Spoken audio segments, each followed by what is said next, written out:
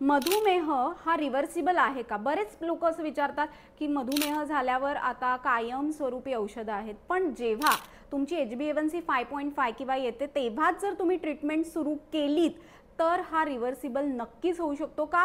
आयुर्वेद असं म्हणतं की सतत एका जागी बसणं, आहारामध्ये गुळाचे पदार्थ अधिक प्रमाणात घेणं किंवा आपण म्हणतो ना की टेन्शन सतत असणं, यामुळे आपल्याला मधुमेहाची सुरुवात होत असते. आता मधुमेह का व्हायला नको याचं कारण मी सांगते की बघा, जेव्हा आपण काही गुळाचा पदार्थ करतो, साखरेचा पदार्थ करतो, तेव्हा आपण जो पाक तयार करतो आणि तसंच तो पाक आपल्या शरीरामध्ये तो रक्ताचा होत असतो, कारण ब्लड शुगर वाढते, त्यामुळे ते रक्त थिकनेस त्याचा वाढत असतो आणि त्याचा परिणाम आपल्याला रेटिनोपॅथी किंवा पायामध्ये पायावर खाली तळपायाखाली गादी आल्यासारखं वाटणं, या सगळ्या भावना होतात, कारण आपल्या नसा ह्यामुळे डॅमेज व्हायला सुरुवात होतात.